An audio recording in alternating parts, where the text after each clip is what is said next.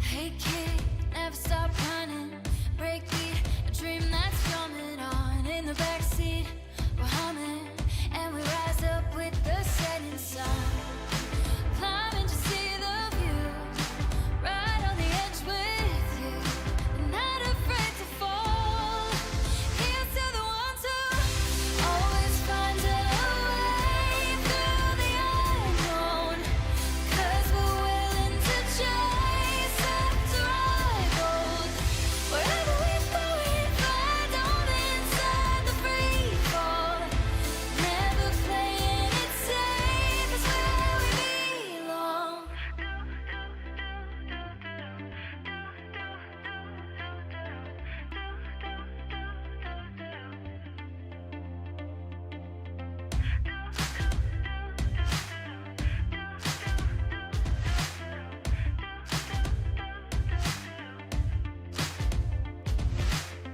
Bright lights, fate is calling.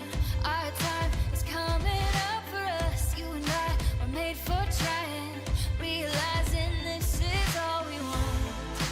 Climbing to see the view, right on the edge with you, together through it all.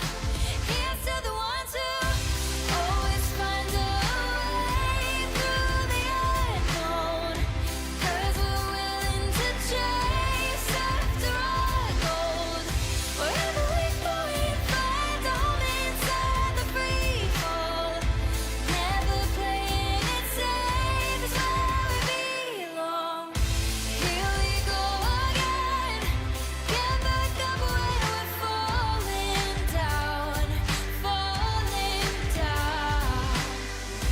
Take the consequence of giving everything we got now, we got now. Always find a way through the unknown, 'cause we're willing to chase after our gold.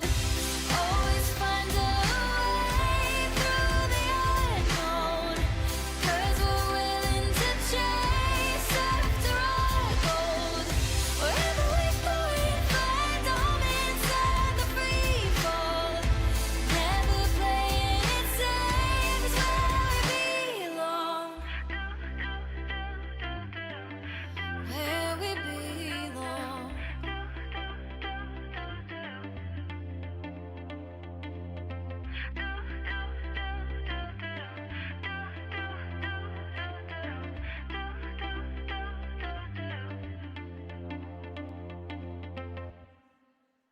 I keep hearing something in the wind. I keep coming back to you, my friend. Think I'm feeling something new again. Never going back, just take my hand.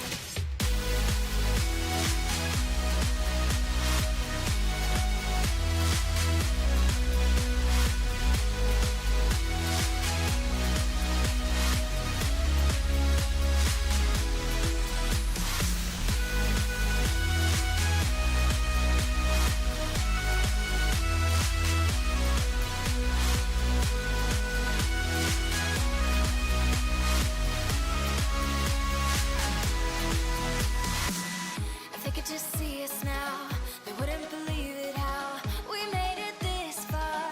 I think we're two stars. We could get on the road, breathe in and let it go.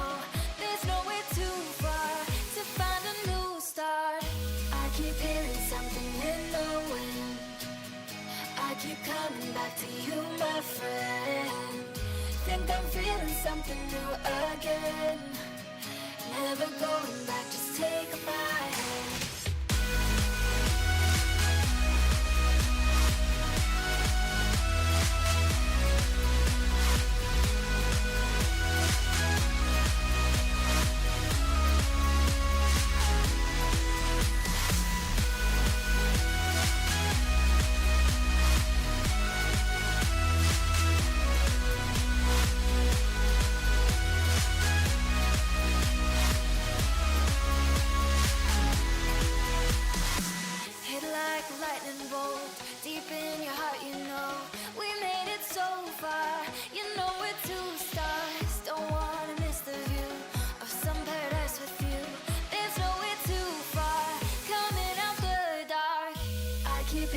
something in the wind. I keep coming back to you, my friend. Think I'm feeling something new again. Never going back, just take my hand. I keep hearing something in the wind. I keep hearing something. I keep hearing something.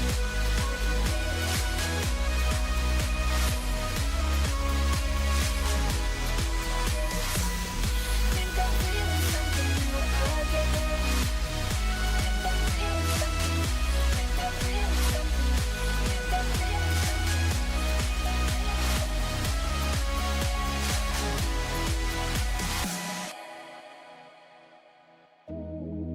Let's take a ride, let's take it. Just think about it, you want it. Fall in love, you love it. You can control it. You make me feel something more stronger. Something that I may never forget. I just want this to be longer, longer, yeah, longer. Where you are, where you are, where you go, where you go. I promise I will be there. I will be there.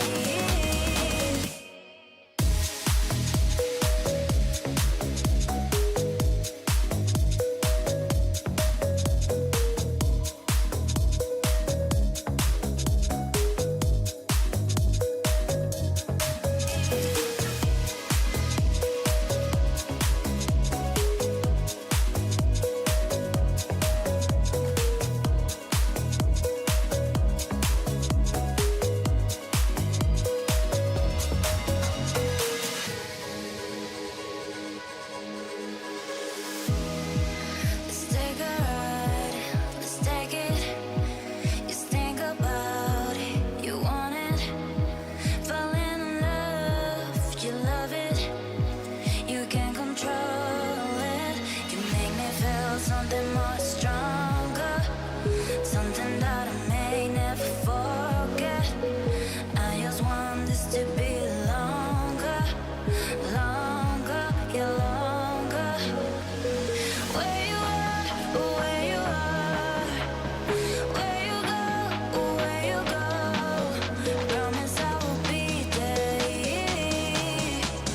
I will be there.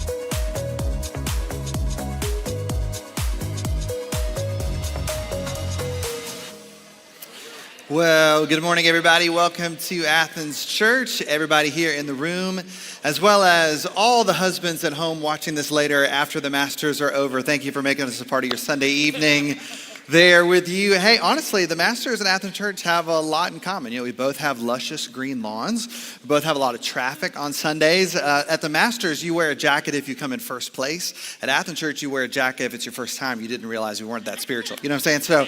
So besides that, hey, if it is your first time, we're so glad you're here. We would love to meet you. We have a free gift for you, actually, a little Athens I Love You gift in an environment we call the studio, which is located just to the right of this auditorium when you leave. It's across from the big Athens letter. Stop by the studio. We'd love to say hey and answer any questions you have about Athens Church. But if it is your first time, you picked an awesome day to come. We're in part 2 of a series we have been in with Clay Scroggins called Fight for It. And Clay is the lead pastor at our church in Buckhead in Atlanta. And this series is all about resilience. I don't know if there's some big obstacle in your life that you're trying to overcome, but that's what we're going to be talking about today. In fact, before we get there, we're actually going to sing a few songs with a band that are about that very thing, about kind of how to overcome these obstacles, but kind of being reminded that we're not alone in that. So, but why don't we do that? Why don't we stand up and sing together? And do me a favor, I want you to answer this question honestly with the people around you or at home. And the honest question is this: have you or have you not already put up your Christmas tree? All right?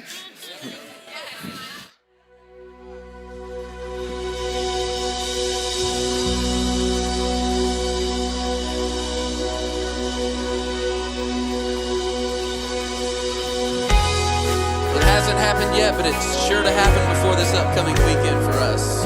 Christmas comes early. Hey, let's sing this song together. Let's look to Jesus. Come on.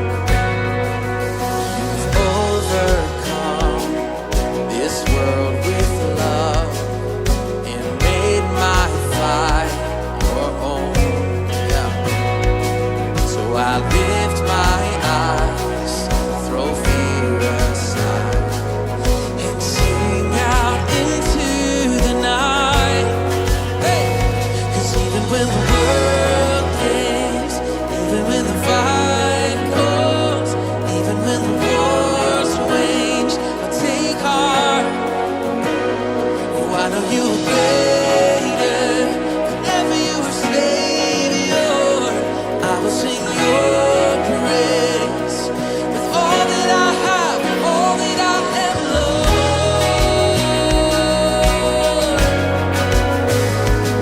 I stare down the waves, 'cause you own the tide. I still my soul, and I know, hey, that you wait for me on waters wide, where faith walks above the storm. 'Cause even when the world caves, even when the fight goes, even when the war's waged, I take heart. We can. I know you are greater, forever you are Savior. I will sing your praise with all that I have, all that I am, Lord. With all that I have, all that I am, Lord.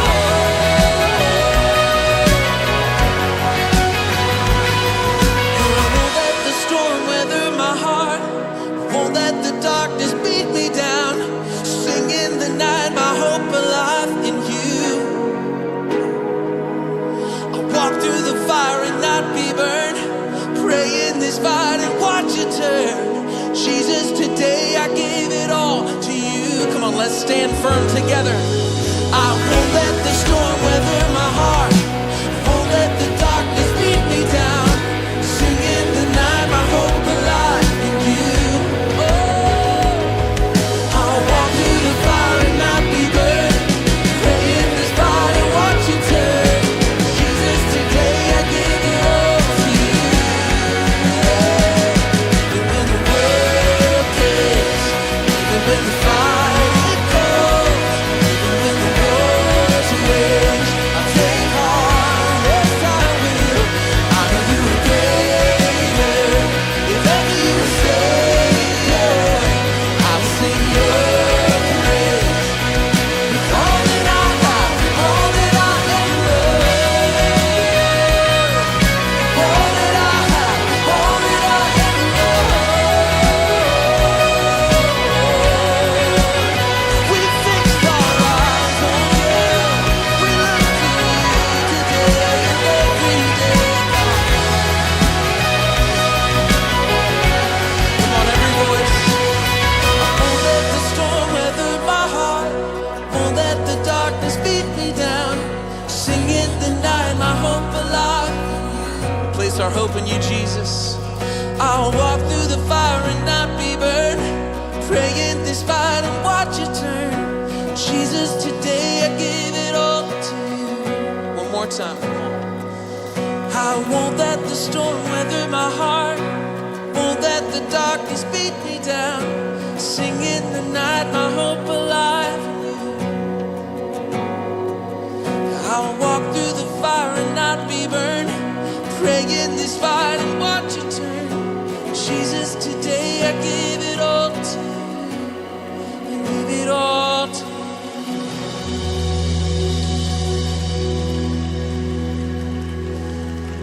Yeah, I won't let the storm weather my heart. Won't let the darkness beat me down. I mean, maybe that's what some of you came to church needing to say, right? Maybe you're walking through a storm.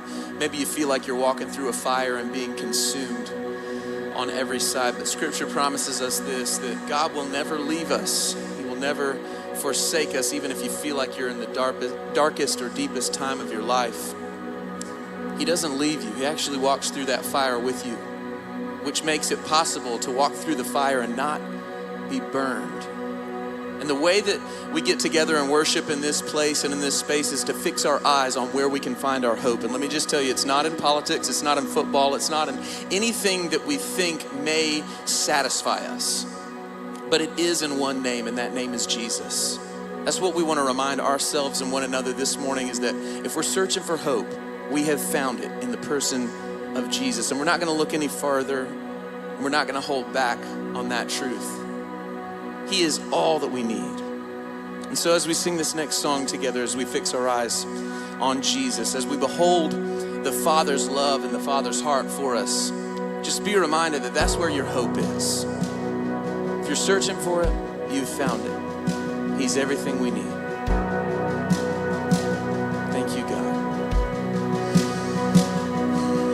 Behold the Father's heart, the mystery He lavishes on us. His deep cries out too deep, how desperately He wants us.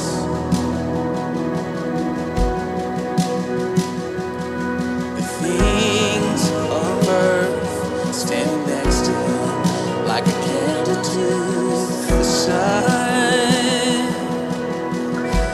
Unfailing Father, what compares to His great love?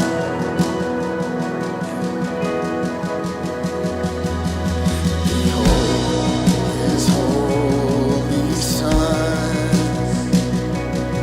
the Lion and the Lamb given to us.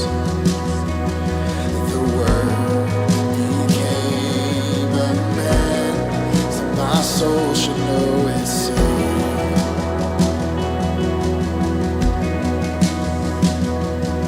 Forsaken for the sake of all mankind, salvation is in His blood.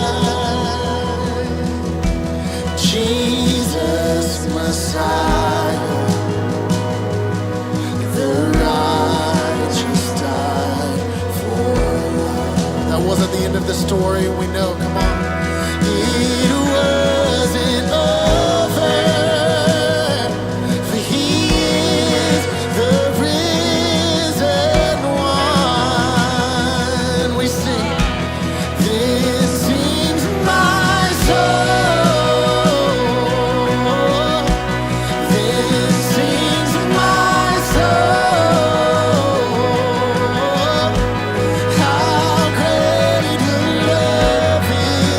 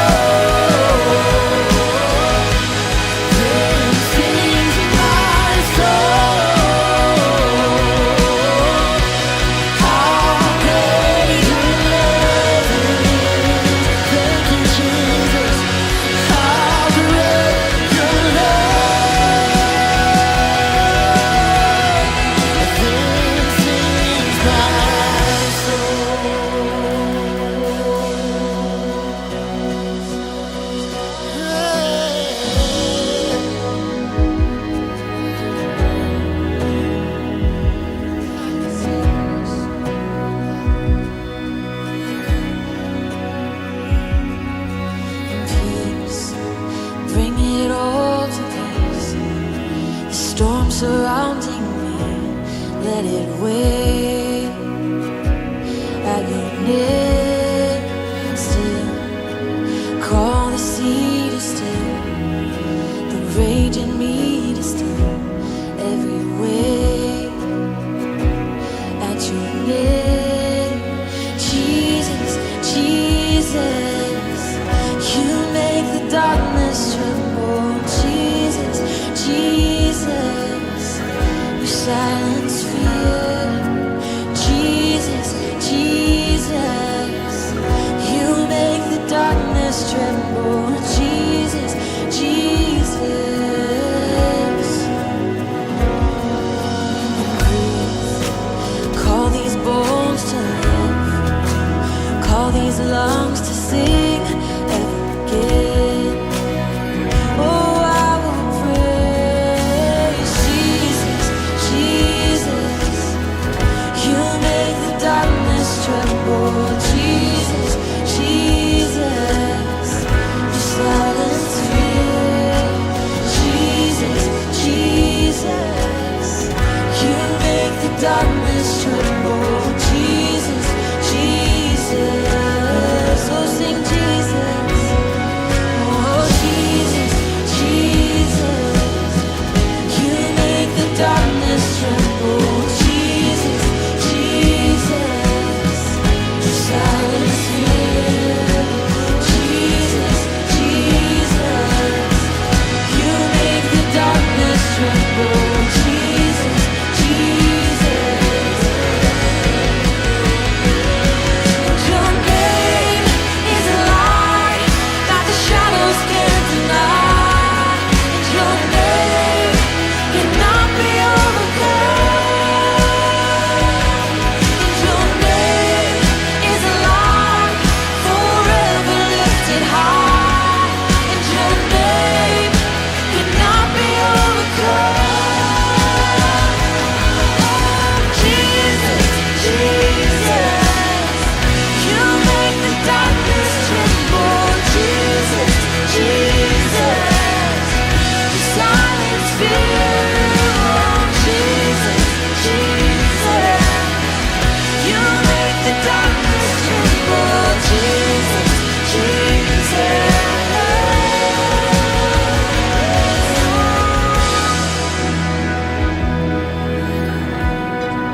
You silence all our fears.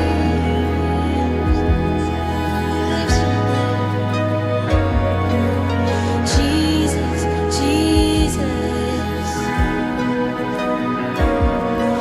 Oh, Jesus, Jesus.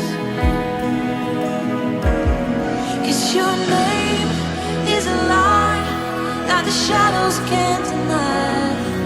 And your name cannot be overcome.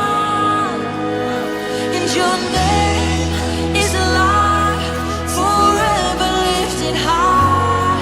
And your name cannot be overcome.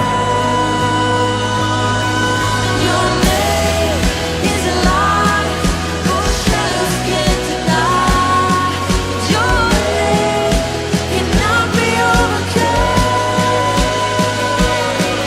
Your name is a light forever lifted high. Your name cannot be overcome. Jesus, Jesus. You make the darkness tremble, Jesus, Jesus. You silence fear, oh, Jesus, Jesus. You make the darkness tremble, Jesus, Jesus.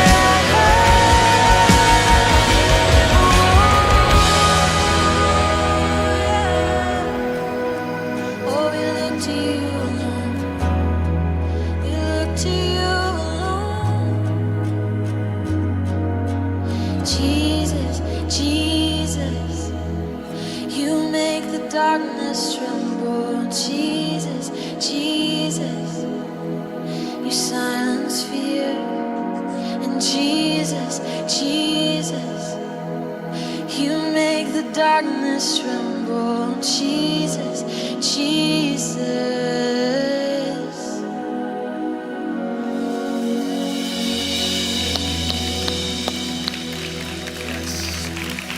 You can grab a seat.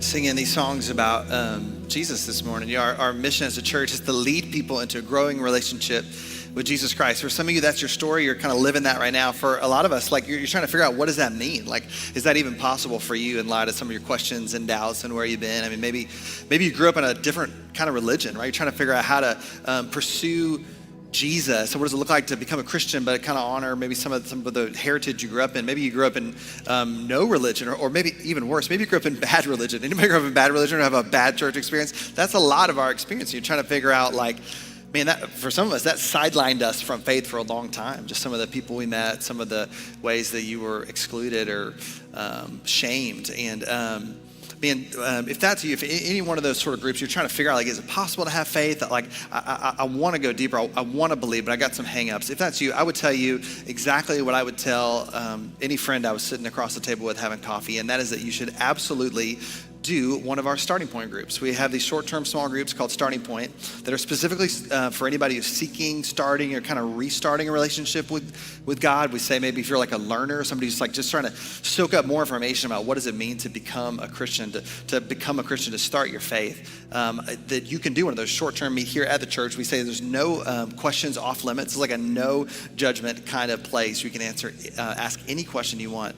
The leader, everybody who leads Starting Point has actually gone through Starting Point before. And if you are interested in doing that, you come on the perfect week, because we have an orientation right after church. It's going to last 5 minutes. We'll tell you about our new groups. We're launching another in-person group as well as another digital group. So you have an in-person option or a digital option depending on kind of what your schedule looks like over the next few weeks. But I urge you to do this, honestly. Between now and Christmas, your faith could be in a totally different place just by having that circle of people to kind of talk it out with. So that's right after this service. Starting Point Lounge is just to the left when you leave. And be thinking, like, as the service is happening today, be thinking if that might be something that would be a good step for you. My hunch is that it really could be for a lot of us.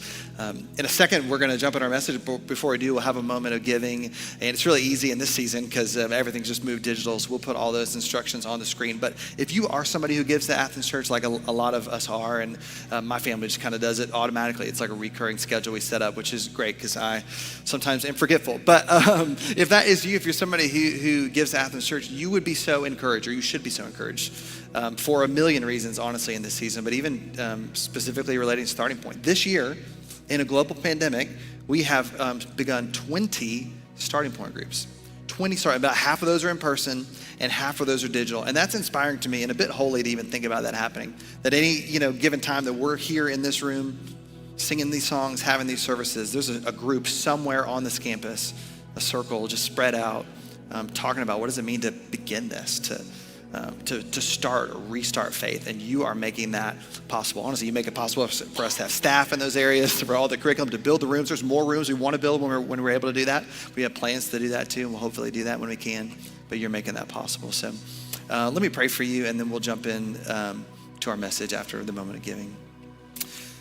God, just thanks for how we have met with you so far today. I pray that you would continue to speak to us. We're in this series talking about resilience, and a lot of us have big obstacles, and sometimes we feel alone in those. I pray you would just remind us today that we're not alone, and just show us how to recover from some of the losses that we have felt. And your word talks about how you take all the bad things and somehow you weave purpose into them, that you bring good out of the bad things in our life. And I believe that's true. And I pray that you would do that in a lot of people's lives here today. And I pray this in Jesus' name. Amen.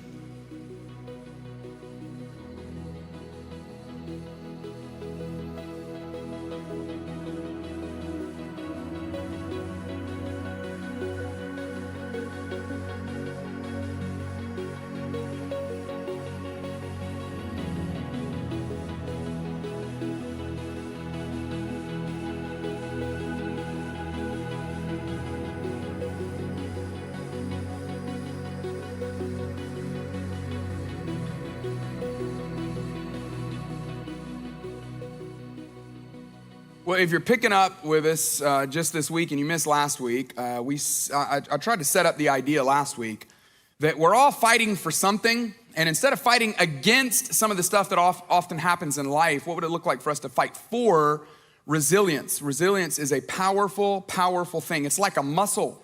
The more you work out your resilience, the better you will be the next time some kind of change comes.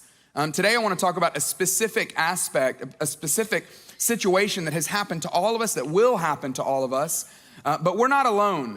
When authors wrote about Jesus' life, they actually used this word in a really interesting way to me. In fact, it was used before he came onto the scene. He actually used the word himself in talking about his own life and what was going to happen. And then when people look back on his life, they use this word. The first reference that I want to show you is in Isaiah 53.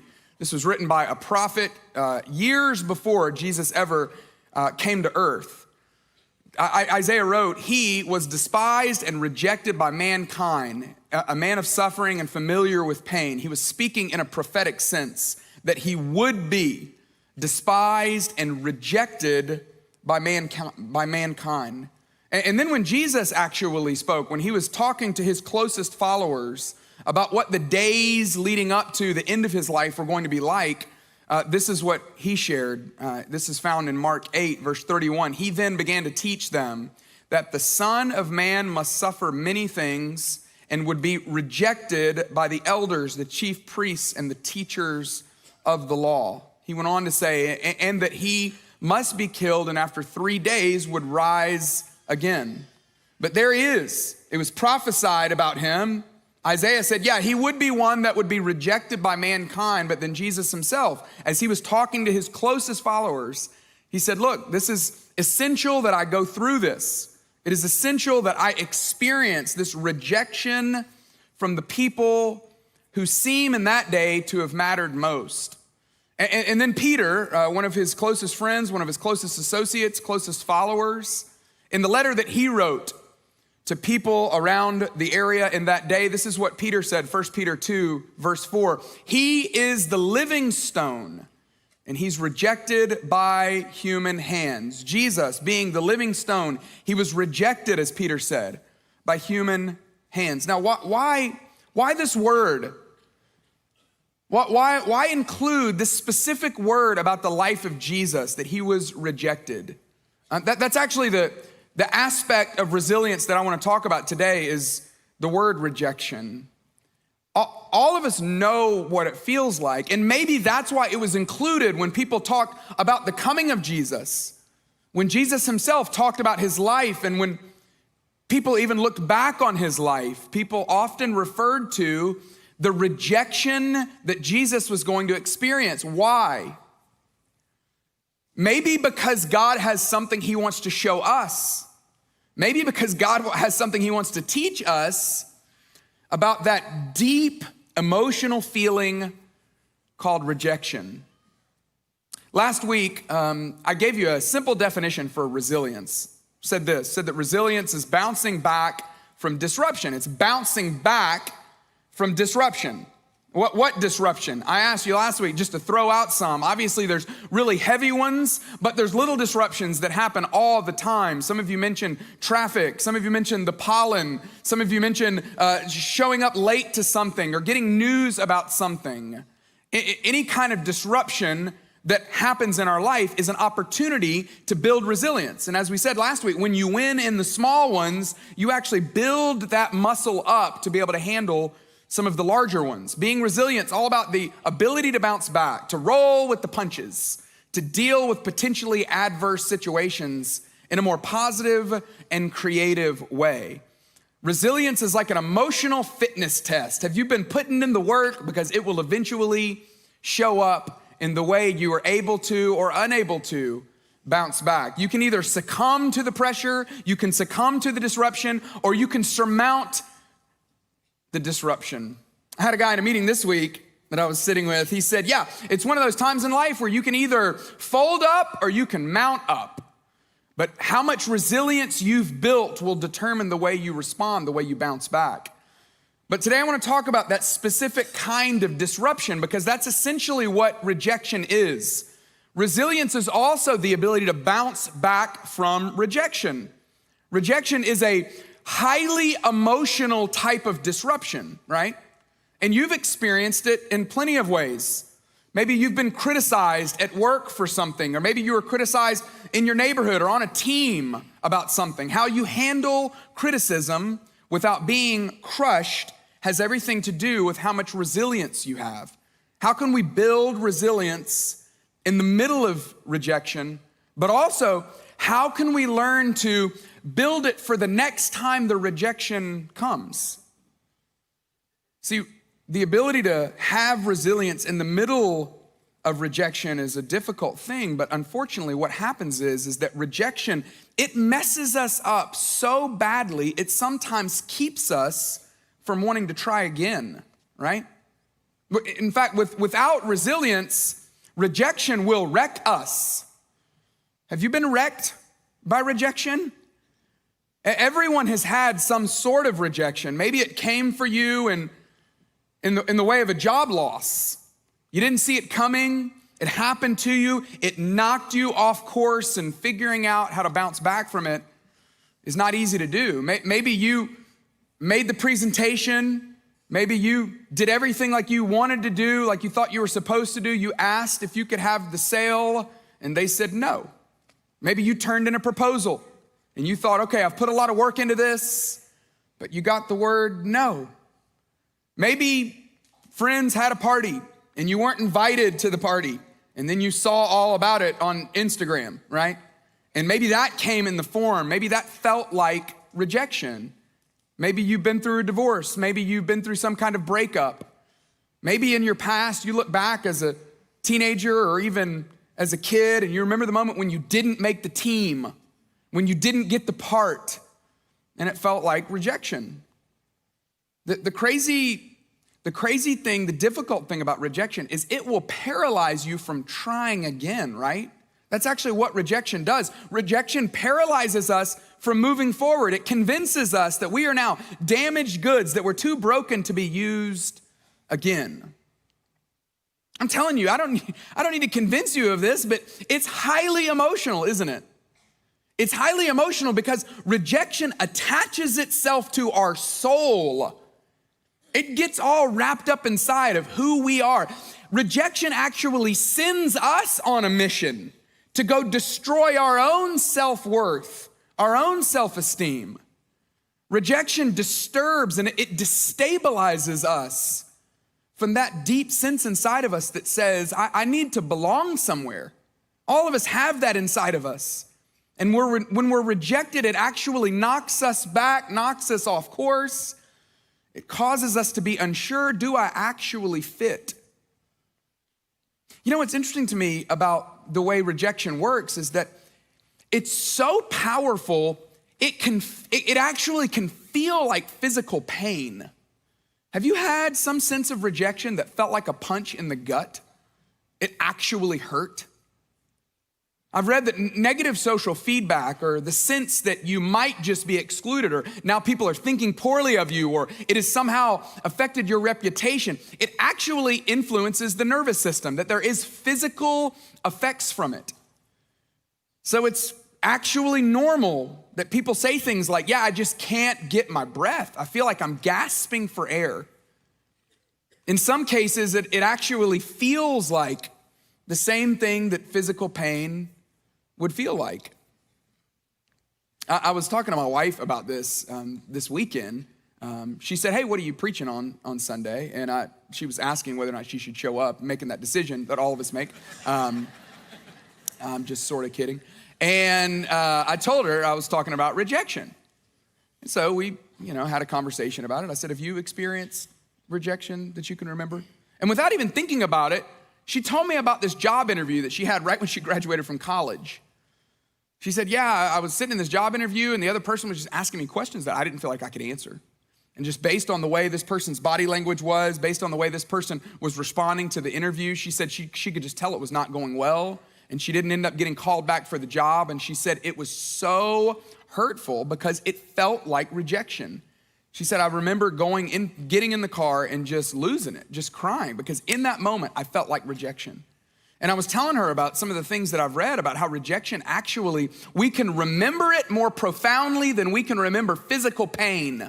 And she said, yeah, I have birthed 5 children. I can't exactly remember the pain. I can remember the pain of that interview. That is amazing.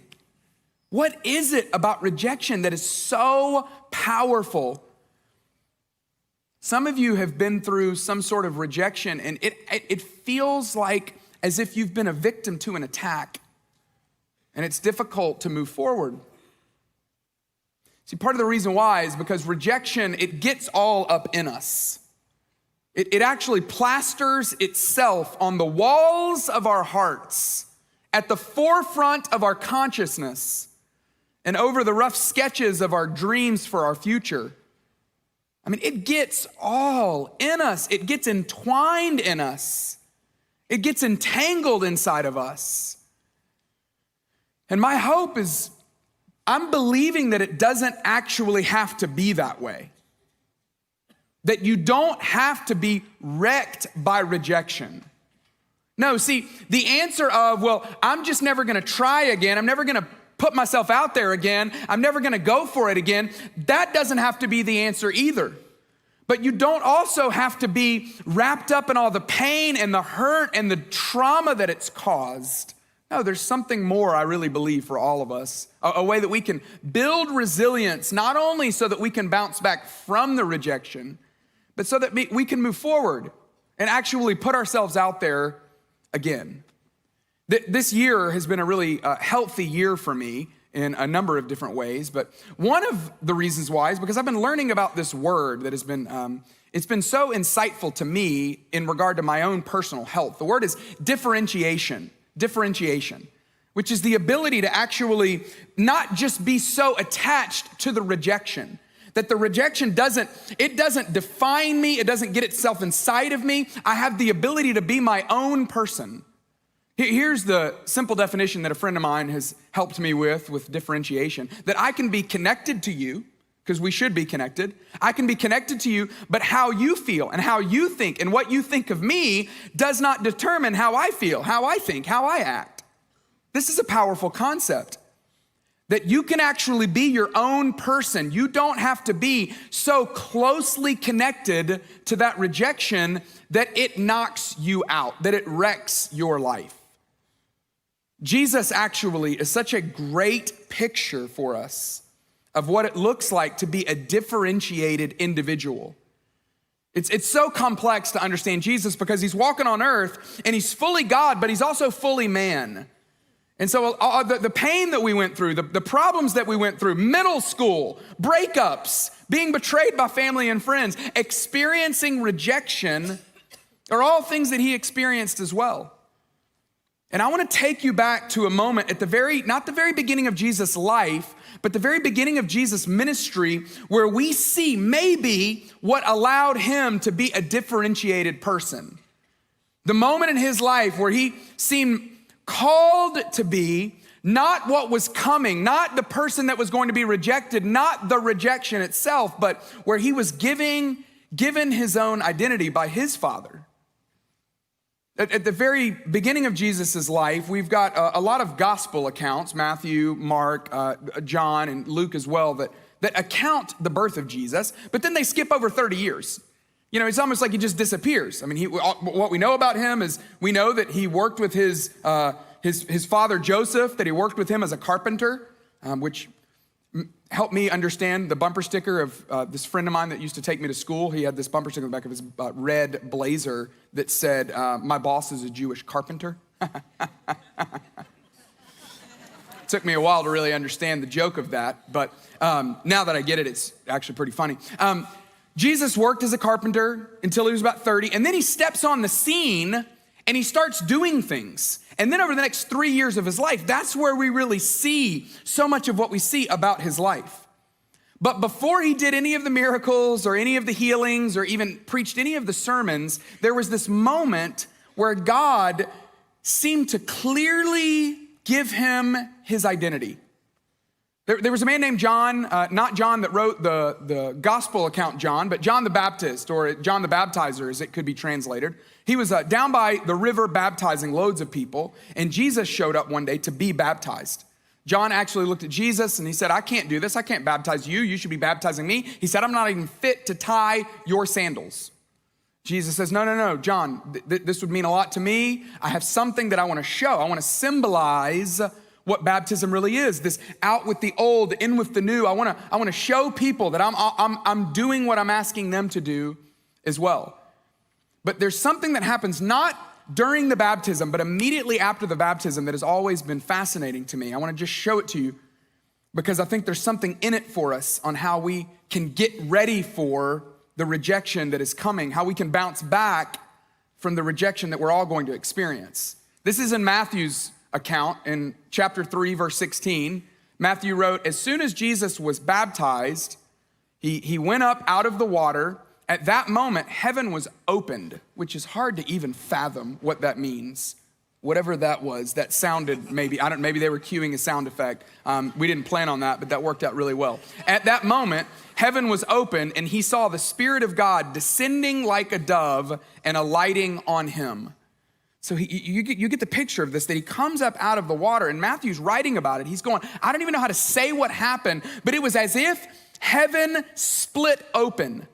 And there was this light on him, and the Spirit of God was present like a dove. And then this voice from heaven, Matthew writes, said this, and a voice from heaven said, this is my Son, whom I love. With him I am well pleased. This is my Son, whom I love, and in him I'm well pleased. I just assume that the voice sounded like Morgan Freeman. I mean, that's all we have to go on, really, you know? No, there's so much packed into this. But Matthew's trying to take this down, trying to write it. He said, it's as if a voice from heaven said, this is my Son, whom I love and am well pleased. What was happening here? It's as if God were declaring on Jesus' life, establishing for him his identity. I would imagine that it's not that Jesus didn't know, but maybe he was making it clear to everyone else that this is my Son, whom I love and am well pleased. What's so interesting to me is that this is before he had done anything. There were no miracles that had happened yet. There were no healings that had happened yet. He hadn't fed the 5,000. He hadn't walked on water. He hadn't healed any sick. He hadn't provided for anyone yet. He hadn't preached any of his amazing sermons. And God's letting everyone know, hey, before he does any of that, I want you all to know that this is my Son, in whom I'm well pleased, who I love. See, identity, to understand ourselves, identity is best when it is ascribed to us, right? There comes a time when what you think about yourself is not accurate. Sometimes I think I'm something I'm not, and sometimes I miss out on thinking what I actually am. Sometimes just letting other people ascribe identity to me is not helpful either, but there are times in life when you can't just look from within and you can't just look around. You have to look up to hear what the Father wants to say about you. This is my Son, whom I love and am well pleased. In John 1, John was writing about what it was like for Jesus to come on the scene. And he wrote in John 1, verse 12, he said that to all who believe in him, he gave them the right to become kids or children of God. He's saying, hey, one of the benefits of Jesus' death and his resurrection is that you now have a pathway to become a child of God. Maybe God was stamping Jesus' identity on him so that we could know a little bit more about who we are. And I would just imagine that This is the thing that fueled Jesus in those moments of rejection when everyone else said, let me tell you who you're not. Let me tell you what I think about you. That in those moments, he had to hold on to the one thing that he knew to be true about him, that my Father has declared over me that I am his, that I am loved, and he's well pleased of me. Sometimes that's all you have to hold on to, right? About a year ago, I kind of thought, this identity thing, I kind of thought it was something that you learn when you're a teenager, and then you get over it, and then you just become an adult, right? But that's not the way it works.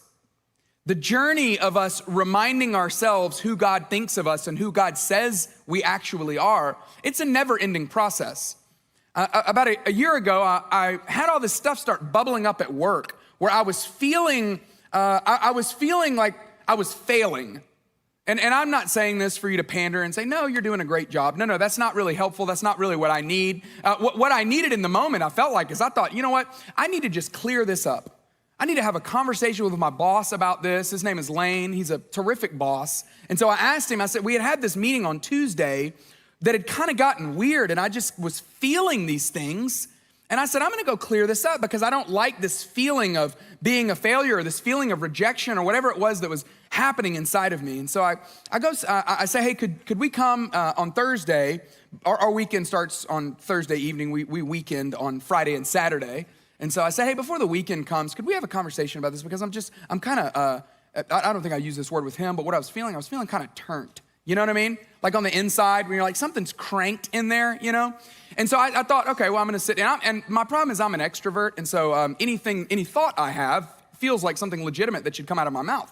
And so, which is not, you would think I had matured past that. I have not. And so we start having this discussion about this, about the way I was feeling and about what I was seeing, what I was experiencing. And it turned into somewhat of a robust discussion. You've probably had those kinds of discussions with your boss as well.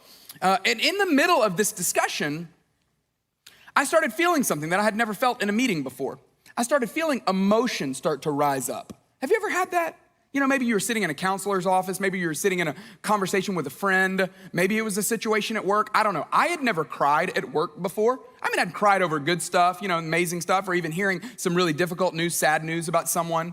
But I'd never been sitting there having a conversation with someone, felt emotion. And so I felt this emotion come up. And then I did what most of you have done before too, where you start pushing it down. You're like, no, not now. This is not the time for that. But then you know how you have those moments where the emotion's like, oh yeah, it is. We're coming out.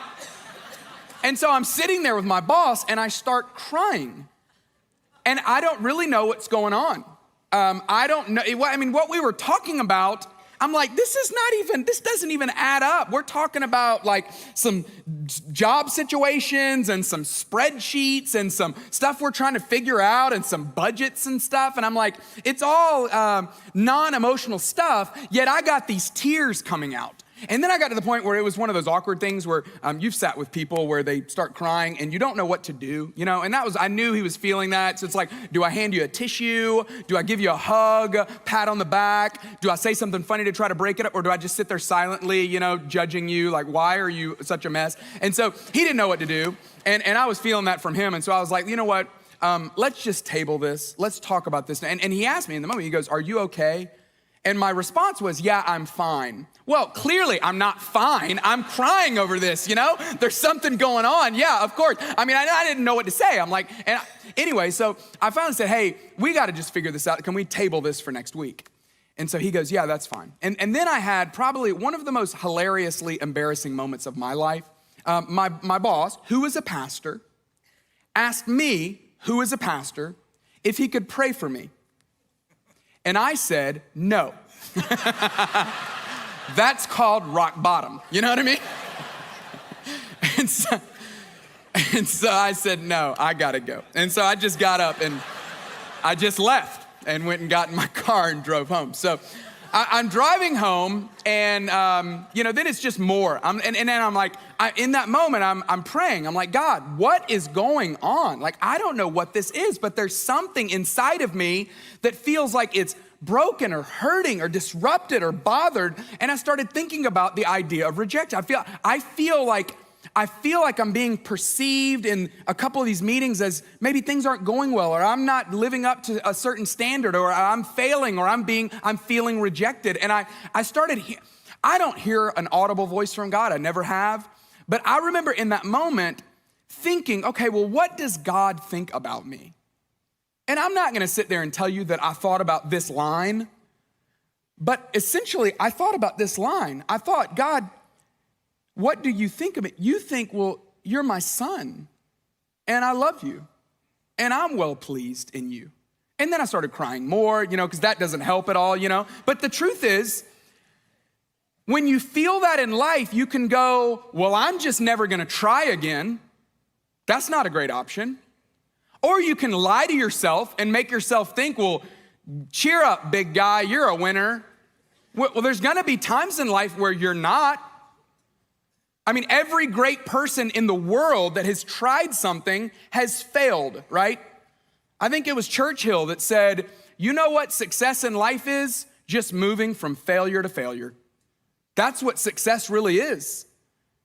And so the idea that you're just gonna lie to yourself or that you're never gonna try again, neither one of those are good. The only idea that makes sense to me is to go, I am your son and you love me and you are pleased in me, and that is enough. That's what defines me. And being differentiated means I'm not who you say I am. I'm not who the rejection says I am. I am my own person. And the only one that is able to, the only one that is powerful enough, the only one that is good enough and strong enough and wise enough to define who I am is my Father in heaven. It's a real small box of people that get to tell me who I am. And you get a right.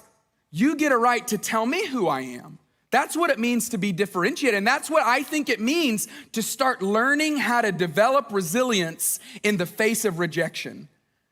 Not just to make it through the rejection, but to get to the next one and go, you know what? I'm his child, and he loves me, and he's pleased with me. So what wouldn't I try? Why wouldn't I try again? Why wouldn't I put myself out there again? Because what could you do to me? I'm not saying I don't care. We're connected. I don't want to have this cavalier attitude like, I don't care. No, it's not that. I'm just saying you can't hurt me because he's already told me who I am. See, that I think it's the best way to live. In fact, if you have never heard that before, I encourage you to give it a shot. I encourage you to figure out in your own life, what would it look like for me to not be defined by it, but to let him define who I am instead? I want to give you just a couple of real practical things that I think every one of us could do to go apply this. Because it doesn't mean that we just ignore the rejection and just act like it's not there. That's not what I'm proposing. Let me give you just a couple of little ideas. Number one, would you choose to be honest about how the rejection feels? You got to be honest about how it feels, right? I mean, you can't cover it up and act like, oh, what? I don't care. It didn't hurt. I'm fine. No. You got to be, I'm not telling you need to go get on Dr. Phil or something, but I'm telling you need to be honest with someone about, hey, that hurt. That felt bad. I'm grieving. I'm sad. I'm frustrated. I'm upset because I don't feel like that was right, or because I don't like the way that went, or because I'm worried about what that says about me. You have to be able to say, this is how it actually feels. And then, would you be willing to offer yourself some kindness? I don't know why this is hard to do, but this is hard to do sometimes because we end up blaming ourselves. Oh, well, it was my fault. When if somebody else came to you and gave you their situation, you would show them some compassion. You would treat the other person like it's someone you're responsible to help. So what if you treated yourself like you're someone that you're responsible to help? Maybe you'd show yourself a little grace, a little kindness, a little mercy, a little compassion. What if you just tried it? And then, would you be willing to learn from the rejection? There is something to learn from it, right? I mean, you can't just grow numb to it, and you can't completely disregard it, because it will turn into even more of a regret if you don't learn from it. No, but respond to it by learning. Hey, what is in this to learn? If you've been through a divorce recently, you should ask the question, what's in it for me to learn? If you've lost a job recently, you should ask the question, hey, what's in this for me to learn? If you tried out for something and you didn't get it, you should be willing to go, hey, I want to learn from this. Help me learn from this, because there's something in it that can help grow me. And ultimately, it will help grow your resilience.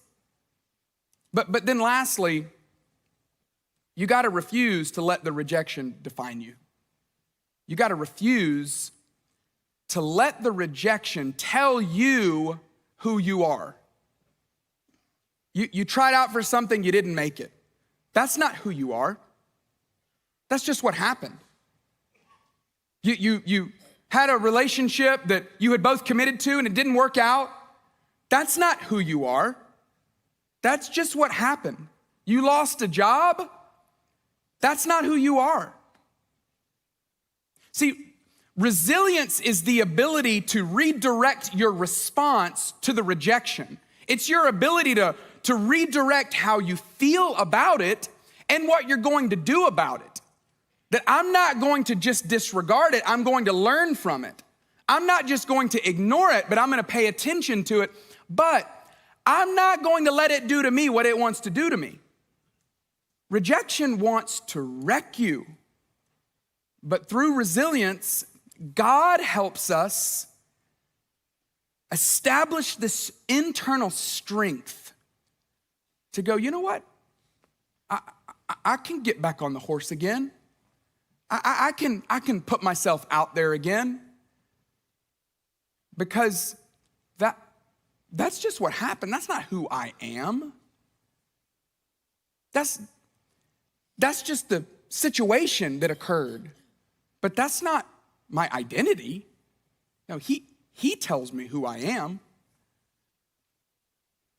I left out the second little part of what Peter actually said about Jesus because I wanted to come back to it at the end. In 1 Peter chapter 2, verse 4, he said, hey, so as you come to him being the living stone, who was rejected by humans, but chosen by God and precious to him. I love that. That Peter somehow had gone through all this betrayal where if anyone was going to incriminate themselves, it was Peter because of what he had done actually by denying that he even knew Jesus. But Peter got to the point where he knew enough about Jesus to know, yes, you were rejected by human hands, but you were chosen by God and you are precious to him. And if that's who you are, maybe that's who I am too.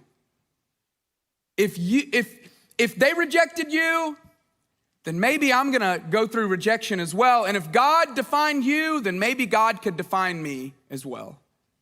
I think learning to build resilience through rejection, it means real simply, this is the last statement that I want us to just sit with for a few minutes, is it's refusing to let others' rejection of you eclipse what God's acceptance says of you.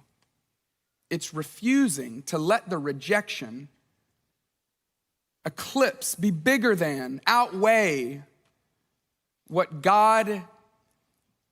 his acceptance of you has said about you. I'm telling you, for every single one of us, I know I don't know your whole story, but for every single one of us, there is a more resilient version of you. And the more resilient version of you will be able to handle rejection from anyone, at any time, anywhere. Not because you don't care, but because you already know who you are.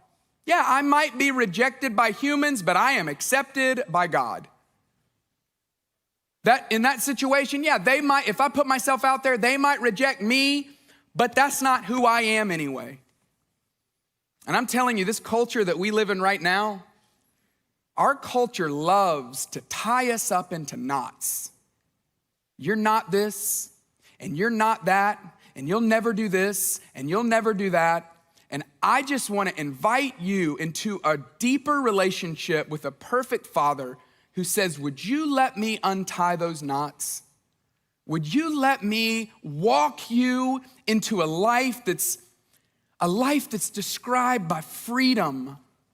Not freedom because you don't care, but freedom because you're already mine. Nobody can tell you what you're not. No rejection can tell you what you're not, because you're mine. I really think it's not only the only way to build resilience, but I think it's the greatest way to live. And so what we're going to do is I asked if they would sing this song. Some of you may have heard it before. It's very popular right now, but even if you haven't, the message is so simple and it's so clear. I know what my failures say. I know what the rejection says, but God, I'm going to listen to what you say. And sometimes in moments like this, a lot of you, which is understandable, you see this as an opportunity to beat traffic, which I would just love to urge you. Would you just sit in this moment? Just enjoy this moment. It's going to last about 3 minutes, and then you can go get in the middle of the traffic. But would you just give somebody around you a couple of minutes? And then I would love to just invite those of you who you've never weighed what God actually says about you. Maybe that rejection has been telling you who you are. I would love to invite you to just open up your heart, open up your hands, open up yourself, and just ask God, God, would you help me see myself like you see me? I don't want that rejection to define me. I don't want it to name me. I want to know what you think about me. That's a prayer that I have found that God would love to answer. And so I would just love to invite you. You can just stay seated and just let Lauren sing this song over you. Heavenly Father, I know that's a big task. I know for a lot of people, this is not a one-time fix. This is a lifetime journey. This is a every single day reminding myself that those rejections in my own life, they do not have the authority to define me. There is only one who has the authority to define me, and it's the one who, oh, by the way, loves me most, the one that I can trust most, the one that is gonna handle my heart with the most care. And the same thing is true for every one of us. So God, I pray that even in this moment, that you would use this, maybe as the beginning of a journey for somebody, or maybe as the middle of a journey, or maybe for somebody, this is just it's a long time coming. Would you help them to experience the power of not what others have said, not what they even tell themselves, not what the rejection wants to say, but would you let them listen to what you say? Because that's what's most important anyway. God, thank you for facing rejection for us so that we can have the power to fight for it in this life. And we pray all this in Jesus' name. Amen.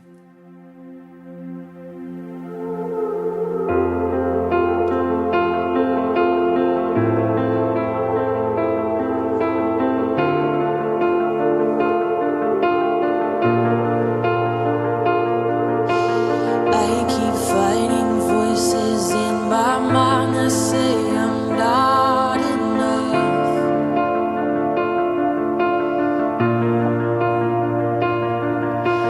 Every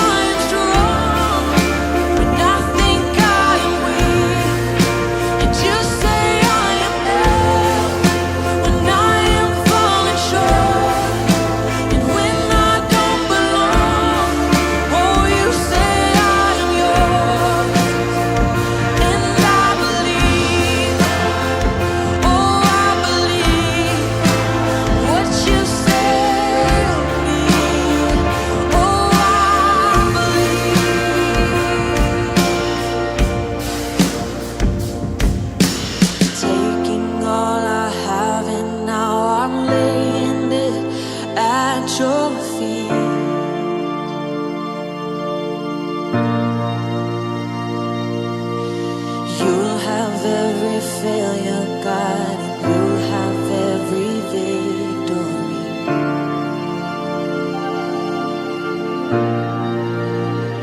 And I believe what you say of me. Oh, I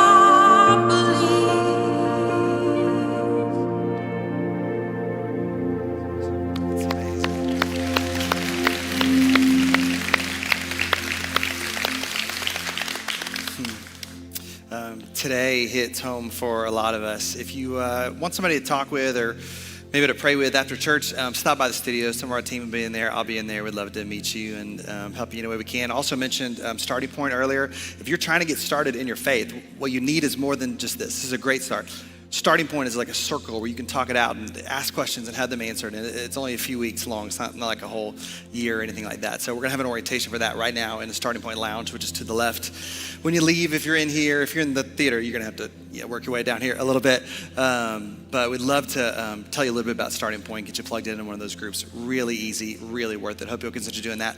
Hey, a lot of you have asked some version of the question like, what's the Christmas plan? What is Athens Church doing for Christmas?